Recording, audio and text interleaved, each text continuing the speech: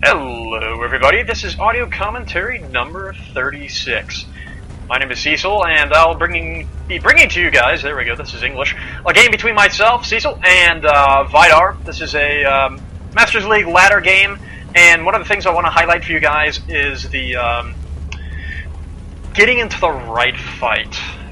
That's the main thing that we're going to be going over today. So I'm going to stress that point. I'm going to give you guys a little bit of insight about some Zerg versus Terran builds that some of you guys might be able to pick up. My goal is to get you guys better at this game, so I hope I can do a good enough job with that.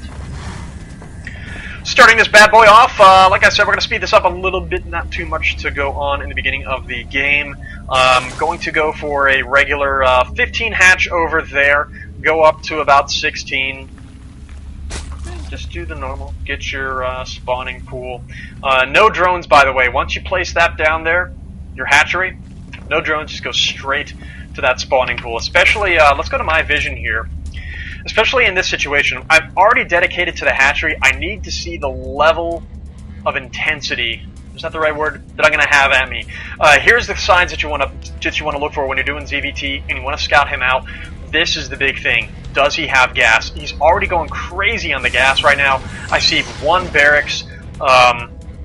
That's a sign saying, okay, we're looking at perhaps a factory. In an effort to try, pull another SCV from there over to there, trying to hack away at that SCV, but nope.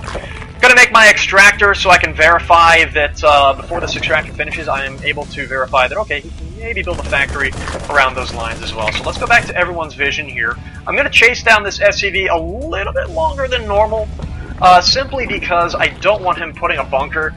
There are some easy positions along this area that Terran can traditionally get themselves a bunker, one barracks or not. I still don't know if he's going to fake it or not, but once I saw that factory, I saw that sign, and it's not too big of a surprise seeing that he had that refinery there. So those are the signs I picked off at the beginning. Always have just some hooks installed later to scout if you have to sack an overlord through the base, which you better be doing. In the meantime, the hatchery on my end is up and available. I do keep this drone here just in case. Just in case. I only saw one Marine attack that extractor, but just in case. I see some Marines going by here in an SCV. I'll be ready for it. So, with that in mind, I do just make two Zerglings, one to go on each of these Zelnaga towers, of course. Let's speed this up a little bit to get to the point. What I'm going to show you guys here is just how to react, how to play Zerg, and how to be reactive. Well, I'll play Zerg to the best of my ability here. First thing outside of my base here, I do want to get two spine crawlers. He is going to be pretty fast onto the Hellions if we can look back over into his base. Now, he's doing a peculiar strategy here. He's going for some Marauders. I don't know this yet, but he is going for some Bio. Something like that needs to be very heavy on Zerglings with a touch of Banelings involved. If you're able to hit the Banelings onto those Hellions, he's going to have to keep the Hellions in the fight if your Zerglings are attacking the Marauders. So just something to keep in mind, he's going to be tethered to those Marauders. So you can bring his Banelings pretty close to him and you might be able to get a couple of shots off on those. Or you can just go all out, swarm the poor fella with a bunch of Zerglings and say, I got more than you. Can't have that. So we're at about equal supply right now. I was considering, try to make a creep tumor. I do situate a spine crawler out here. I have good sight right here. He can bring a couple of Hellions in there. I'm hoping he does that to be a little reckless. I did, catch sight of some Bio. Lings are going to take care of that. So if he separates away Hellions from his stuff, that'll be good. I don't want to line these up just yet. I want to mesh them around just a little bit, and that's when a bunch of Lings come out. I just send them all over this way. I take care of his Bio really, really quick. I derp some of these Lings over here. I don't want to go in too far. I want to look at what he's got, get a little bit more, and then run over to him. He's still sending some Hellions over the way, but at the same time, notice what we saw here. If you go to my vision, if you're looking at the mini-map down here, we did notice an expansion. So he's giving me the telltale sign saying, okay, this is just a preliminary thing, trying to tenderize you a little bit. I verify that, okay, he's making just a few more Hellions over in his base, managed to take off a few.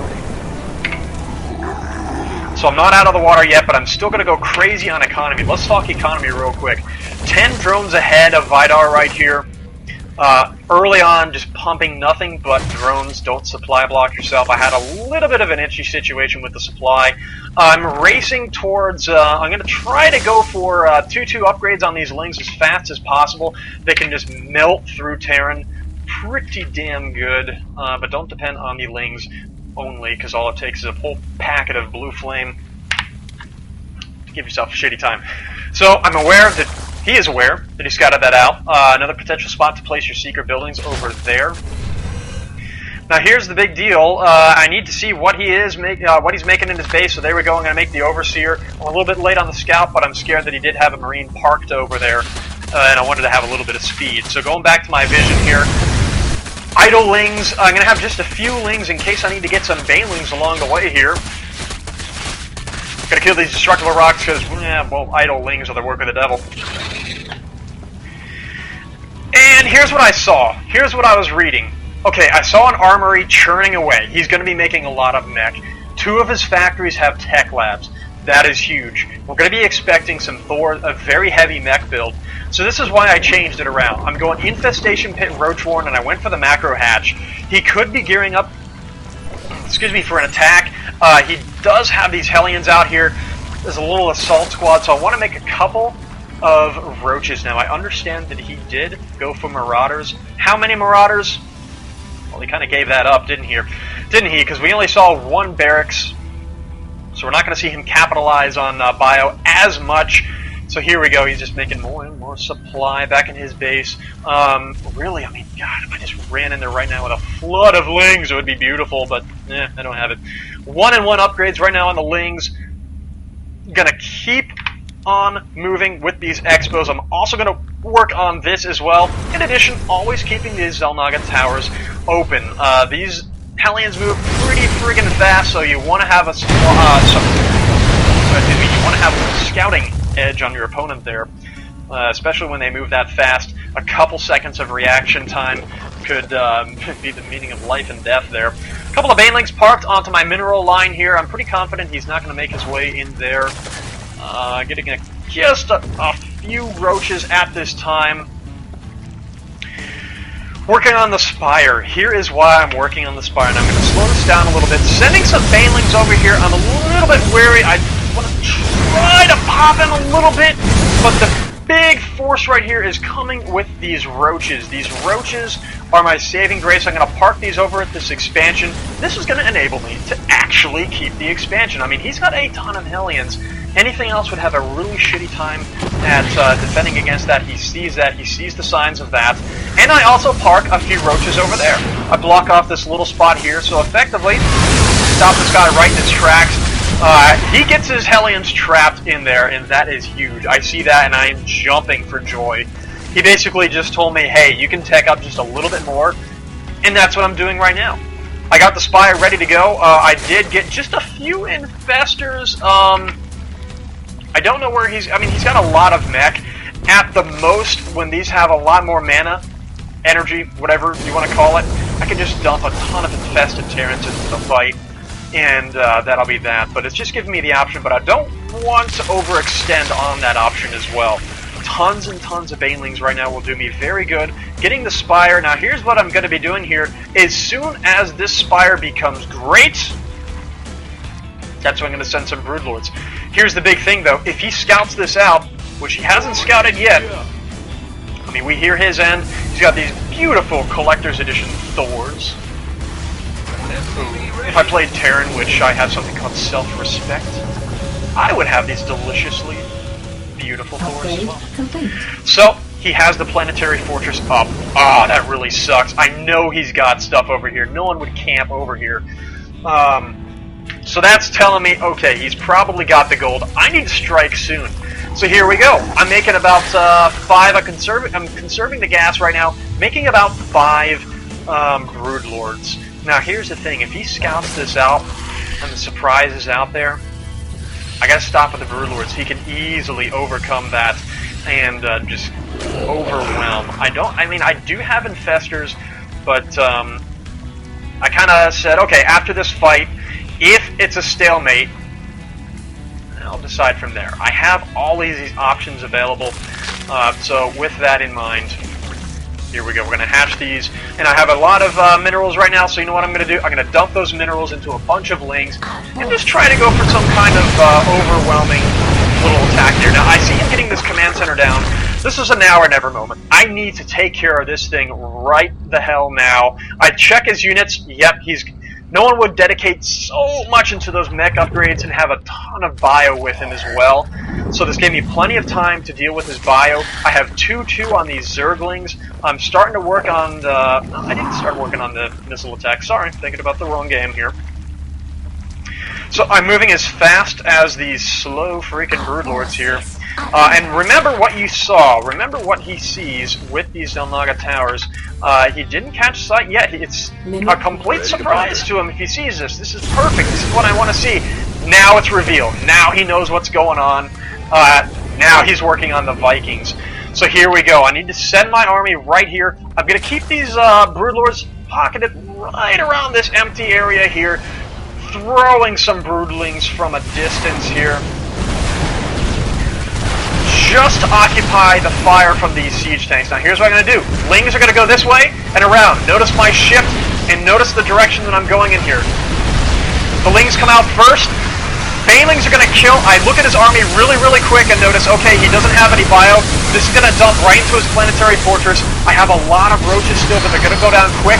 Here's that option that I had. I'm going to dump all of it, into some infested Terrans and take them out as quick as possible. And with an attack like that, a little pincer attack like that, that is just life and death. I mean, I'm sorry, I've used that phrase too much.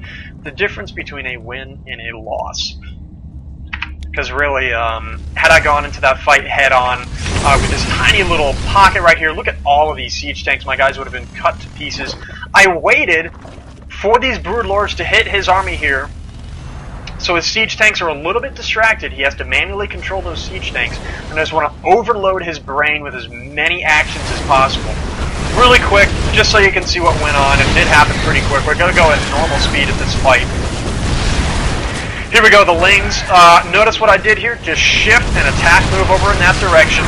Over to where the Thors are. That's perfect. I could have spread this out just a little bit in that direction, but we just go straight ahead, send these three through. I move them into this area a little bit.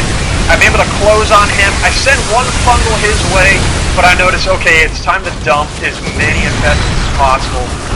So I do that. Notice that the Broodlords were all taken care of, but the Broodlords serve their purpose here, and look what he's doing. He's still making Vikings. He's going to have a ton of Vikings, but they're not going to answer anything because I've already made the tech switch. Notice what I've been making right here. Nothing but Zerglings, and he's making nothing but Thors. So that's kind of the thing. You know, once you finish a fight, you have to think. You have to be making units as the fight's going on in response to how the fight's going to end, if that makes any sense. So just wanted to share that with you guys. This is audio commentary number 36. I do my show every Monday, Wednesday, and sometimes during StarCraft 2 nights over in Orlando. So please join us. The link is on the description of this video, so I'm not going to tell you, ooh, like and favorite it. If you like it, you'll do it anyways. So, yeah, see you then, guys. Thank you very much for tuning in to audio number 36, I believe. Geez, we've gone pretty far, and it's WCR SE2 audio 6 or something. I probably got that number wrong. But for those watching on the stream right now, stick around because this is recorded live on my show. I like to get at least one of these a week. So, thank you very much. See you guys at audio number 37.